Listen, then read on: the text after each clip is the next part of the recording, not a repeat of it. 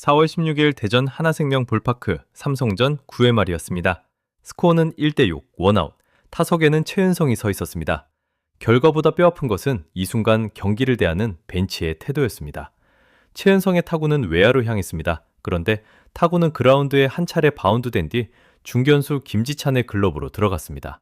중계 화면은 분명히 원바운드 타구를 보여주고 있었습니다. 누가 봐도 안타였습니다. 그런데 하나 벤치는 비디오 판독을 요청하지 않았습니다. 쓸 수 있는 카드를 벤치가 꺼내지 않은 겁니다. 당시 상황을 다시 보겠습니다. 9회 말 원아웃, 남은 아웃 카운트는 2개, 비디오 판독 기회는 아직 한 번 남아 있었습니다. 5점 차라 뒤집기 쉽지 않은 격차였던 것은 분명합니다. 그러나 남은 조건들은 분명히 판독 요청의 이유가 될 수 있었습니다. 스포티비 중계에서 해설을 맡은 이대영 위원은 이 장면을 이렇게 짚었습니다. 마지막 공격이니까 비슷하면 비디오 판독이 남아있을 경우 써야 한다. 현장 해설위원조차 벤치의 판단에 의문을 제기한 순간이었습니다. 다음 타자는 이도윤이었습니다. 그리고 이도윤은 헛스윙 삼진으로 물러났습니다. 경기는 그렇게 끝났습니다. 판독 카드가 1을 남아있었는데도 벤치는 그것을 쓰지 않았습니다. 단순히 판독 한 번을 쓰지 않은 게 아니라 벤치가 선수의 가능성을 먼저 닫아버린 장면이었습니다.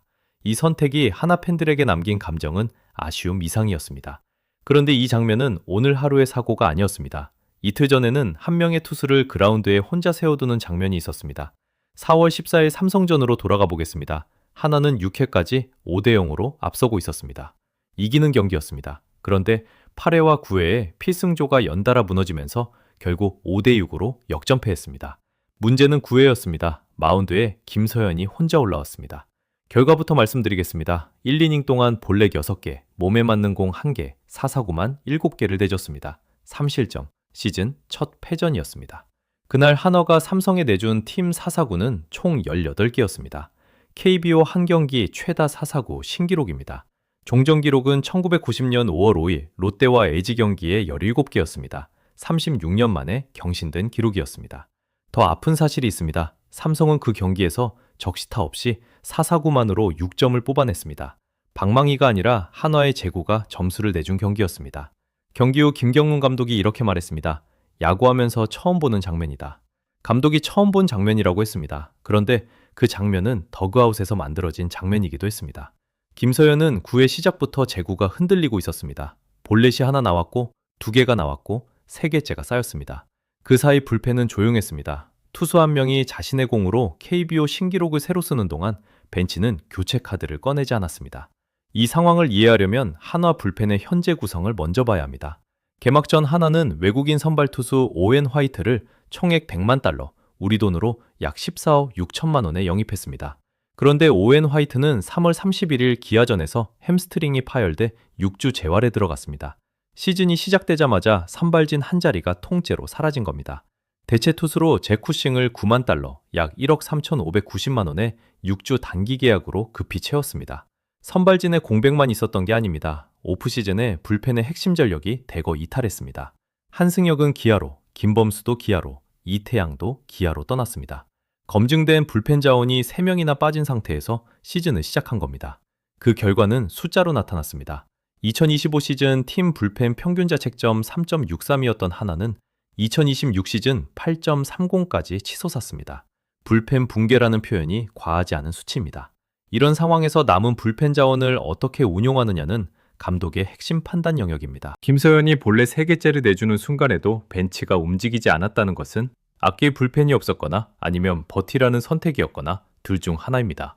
어느 쪽이든 젊은 투수 한 명이 감당하기엔 너무 무거운 무게였습니다. 하나의 팀 4사구는 시즌 99개로 이미 리그 1위입니다. 2위 두산이 81개이니 격차가 큽니다. 그 99개 안에 김서현의 7개가 녹아 있습니다. 한 명의 젊은 투수가 자신의 첫 패전을 그렇게까지 크게 짊어지지 않아도 되는 밤이었습니다. 선수는 끝까지 공을 던졌습니다. 벤치는 끝까지 움직이지 않았습니다. 판독 거부 이틀 전, 이미 하나 더그아웃에서는 같은 방향의 선택이 반복되고 있었습니다. 선수 한 명을 마운드에서 방치한 벤치는 이번엔 307억 원을 투자한 주포를 2군으로 밀어냈습니다. 세 번째 장면으로 넘어가 보겠습니다. 이번 장면의 주인공은 307억 원의 주포 노시환입니다.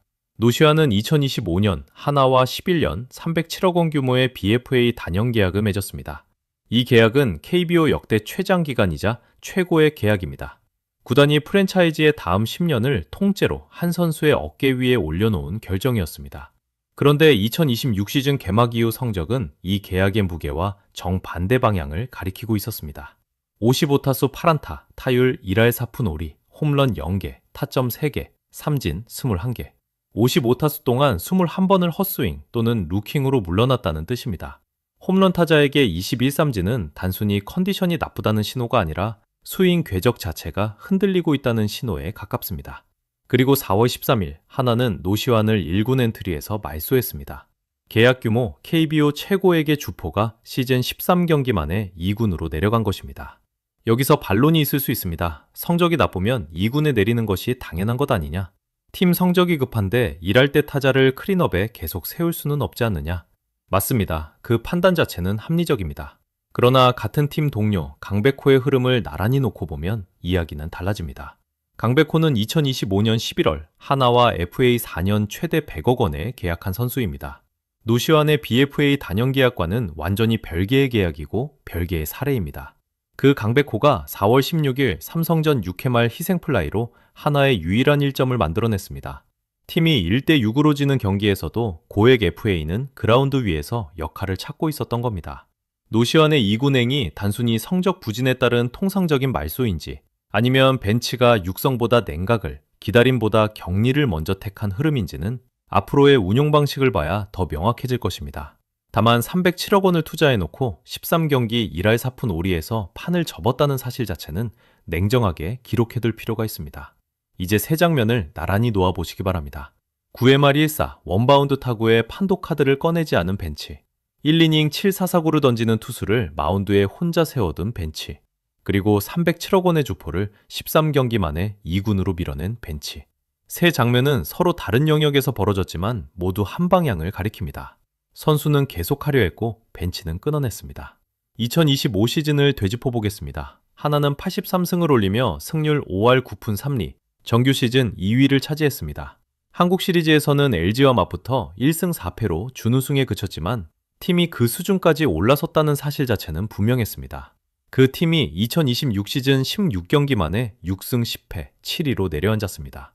6연패가 4월 10일 기아전부터 4월 16일 삼성전까지 이어지는 동안 팀은 그만큼 빠르게 가라앉았습니다.